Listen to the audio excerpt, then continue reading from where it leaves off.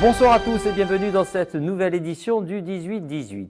Avec un plan marketing au cordeau et une sortie orchestrée pour la Saint-Valentin, les aventures sulfureuses d'Anastasia Steele et de Christian Grey créent le buzz. 50 nuances de Grey, c'est donc le film événement que tout le monde veut voir, surtout les filles. Ce matin, Mounia Bachtarzi et Guillaume Ropolo sont allés à la rencontre des premiers spectateurs, visiblement conquis par un univers très sensuel. C'est une interview pour le journal.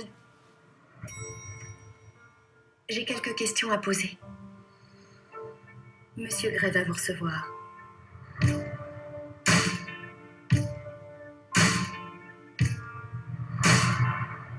Il est comment? Il est poli, très intense, très brillant. L'histoire était belle, il était écorché finalement et je trouve par le sexe, il trouvait... c'était une belle histoire, moi j'ai aimé. Quels sont vos centres d'intérêt en dehors du travail? Et vous? J'aimerais en savoir plus sur vous.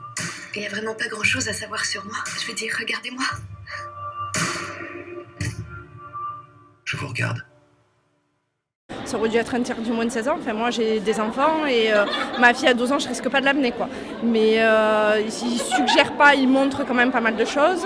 Et après, c'est des petits détails du bouquin qui manquent dans le film pour que ça soit plus réel. Alors, initiez-moi.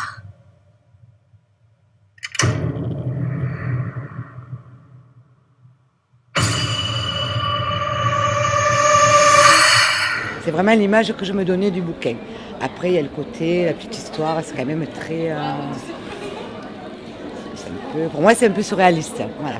Ça fait quand même un peu rêver, quand même, hein, je veux dire. C'est pas ce que je vis dans mon quotidien. Vous devriez m'éviter.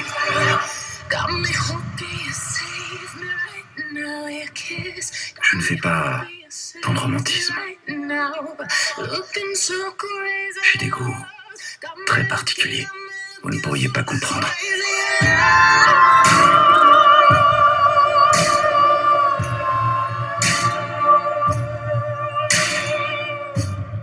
Il n'y a pas toutes les scènes qui sont vraiment détaillées comme dans le livre. J'allais dire là, il n'y a pas les livres en entier, quoi. Donc il est qu'à moitié, il y aura sûrement une suite, je pense. Donc on reste un peu sur notre fin, quoi.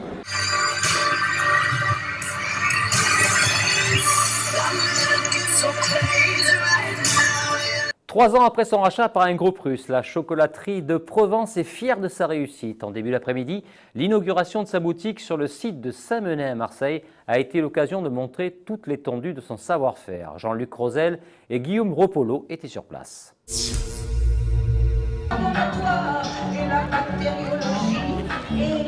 Aujourd'hui, l'inauguration est organisée par notre direction pour faire connaître notre boutique à tous les gens de la région. Il faut que les Marseillais savent aujourd'hui qu'ils ont un chocolat bien à eux, un chocolat provençal, chocolaterie de Provence. Le chocolat, c'est l'enfance, c'est le goût, c'est le plaisir. Donc je pense que les principaux acteurs aujourd'hui, ce sont les enfants. Il est exactement... Bonjour, très bon, très délicieux. Basket, t-shirt, casquette, le chanteur marseillais Soprano a lancé cette semaine sa marque de vêtements baptisée Quelle. Le rappeur aux multiples disques d'or vise un public large et varié. Un reportage signé Florian Launette et Lionel Modric.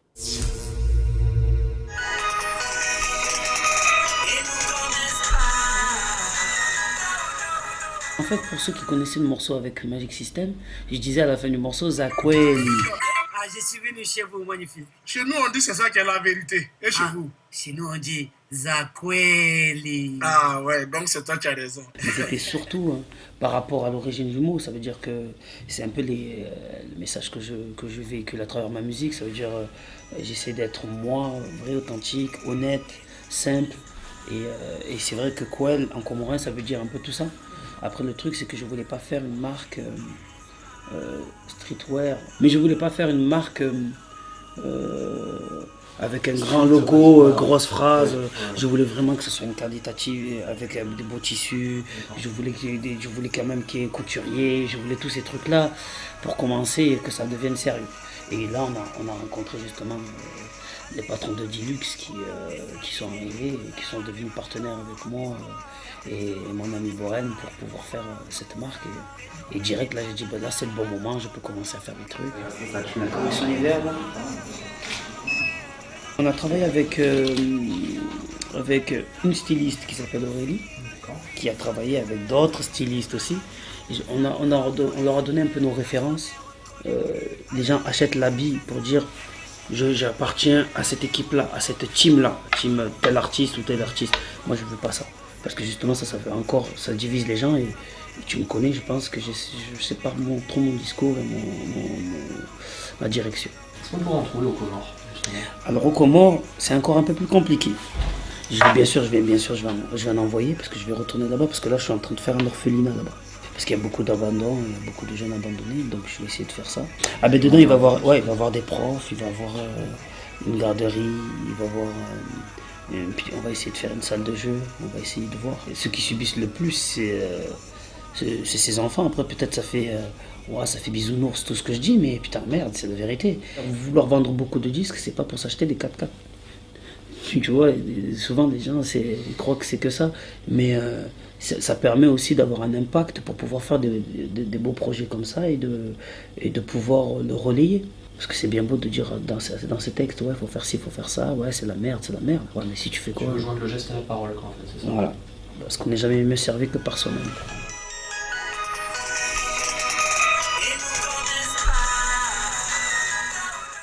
Rappelons que l'OM reçoit Reims vendredi soir 20h30 au stade Vélodrome, un OM privé de Nicolas Nkoulou, toujours pas remis de sa Coupe d'Afrique des Nations.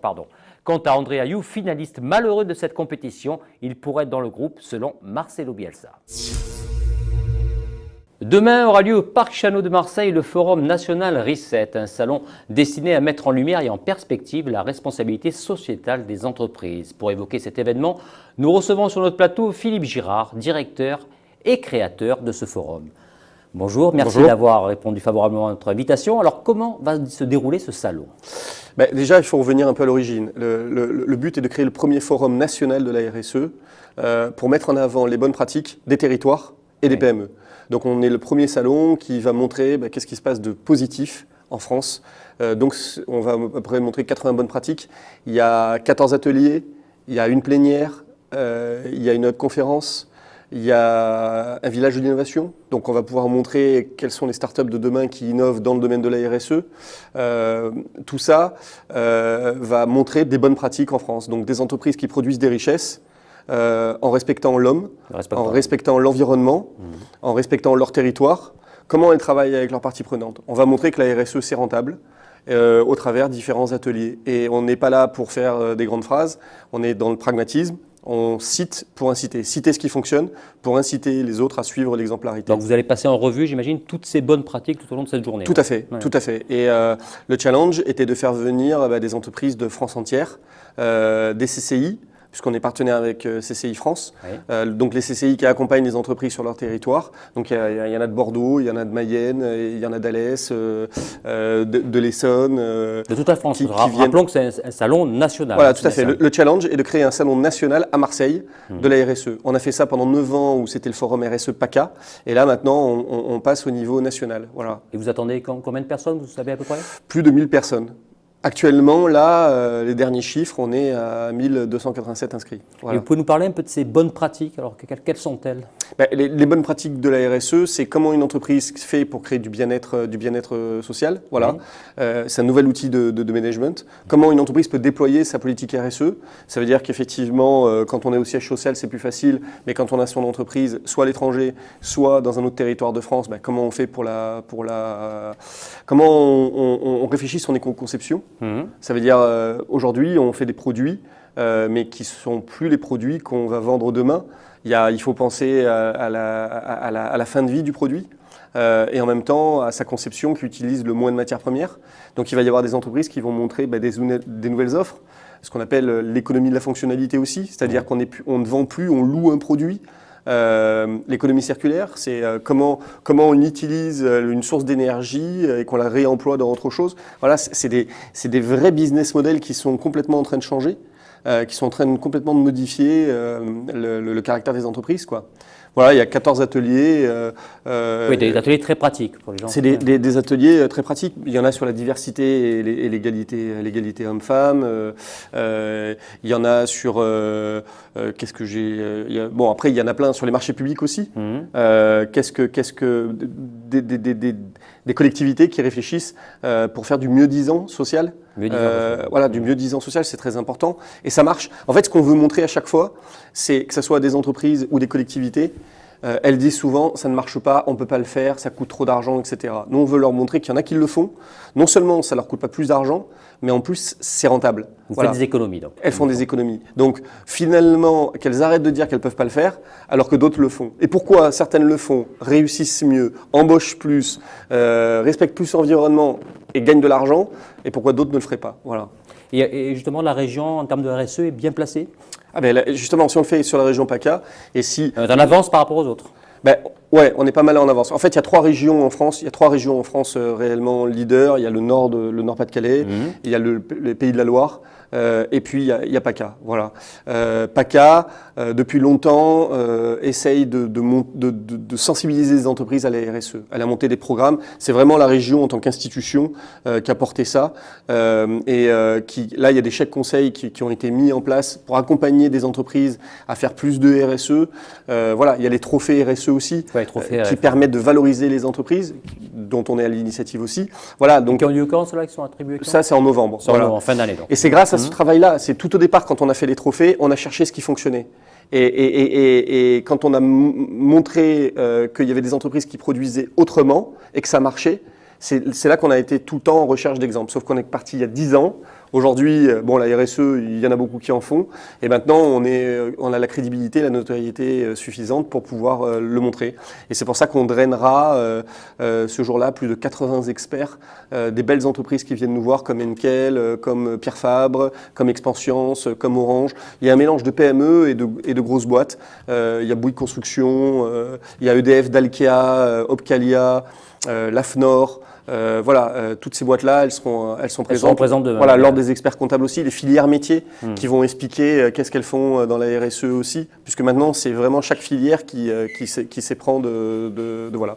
Et bien entendu Suez qui est notre partenaire principal et qui soutient la manifestation. D'accord. Voilà. Bon, merci beaucoup Philippe Girard. Merci à vous. On vous retrouve demain durant toute la journée au Parc Chadot de Marseille pour le Forum National Reset organisé en partenariat avec la Provence. C'est la fin de cette édition. Merci de votre fidélité. L'information continue sur laprovence.com.